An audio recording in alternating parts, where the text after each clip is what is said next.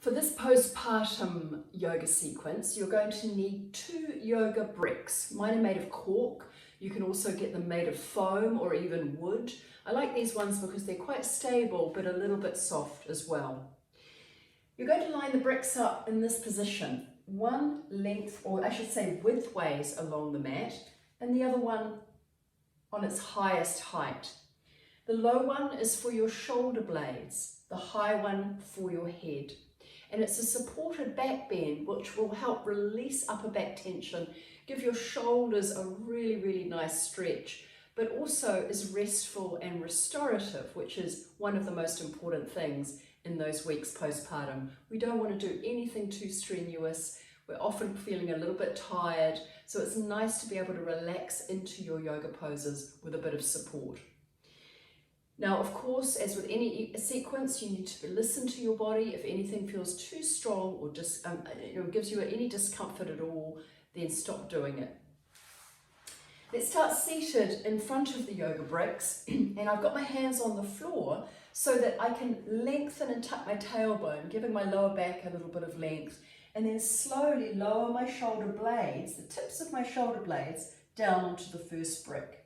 I'm just going to come down a little bit. So tips of my shoulder blades onto that brick. And then I'm going to make sure that the other brick is behind my head and I can rest my head here. This should feel really nice and supported. It helps to lift the chest, roll the shoulders back. You can keep the knees bent or you can straighten them out.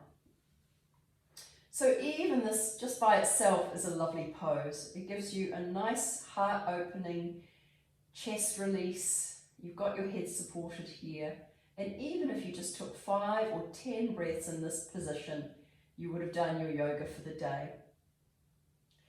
But if you want a little bit more on the shoulders, you can bring in some of the arm movements. So I'm going to bring the arms up here, hold on to my elbow tips, and gently bring the arms over, dropping them down towards the floor. Now, if that feels too much, you don't have to do it all the way. You could just rest your hands on the top of the head. But if you have the ability in the shoulders to drop them down, you'll feel the armpits opening. Take some nice, strong, diaphragmatic breaths into the upper back.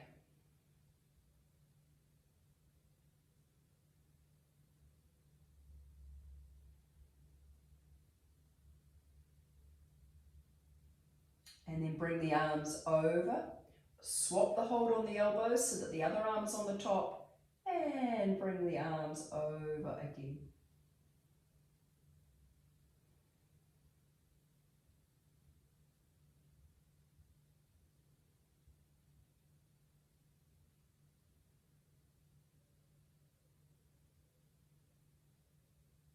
And bring the arms up. From here, a slightly different position, stretching the fingertips up to the ceiling, reaching behind you, and then bending the elbows to hold onto your head brick. From that grip on the head brick, you can draw your elbows towards each other, tuck your chin in slightly, and tilt the head brick so it's just resting underneath the top of the skull, the bottom of the skull I should say. And you could even give yourself a little top of the neck massage by rocking the head from side to side. That can be quite tender though, so just be easy.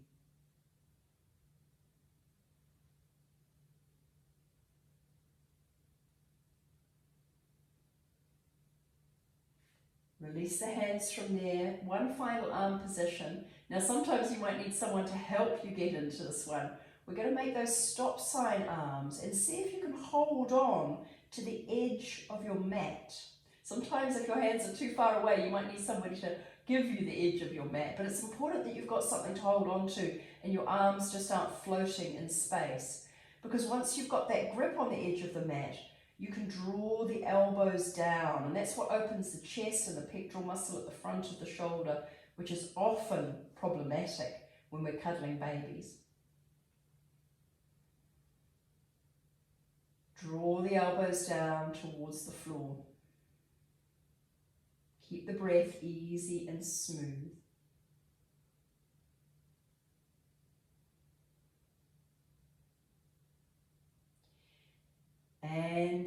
release. Now for those of you who are a little bit more open in the upper back or shoulders and you're not feeling very much with the block under the head on its high height, there is the option to turn the brick onto its medium height to rest the head down.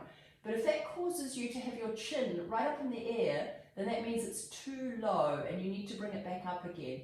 But if you find that your chin is in line with your forehead, or just a little bit higher is fine, and that gives you a better stretch in the sequence, then it might be okay for you to have that lower brick.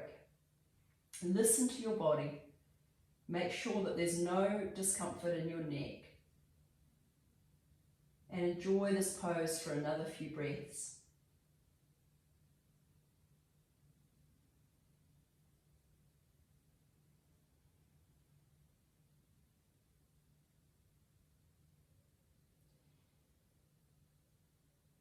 Now to come out, we need to be careful of our lower backs.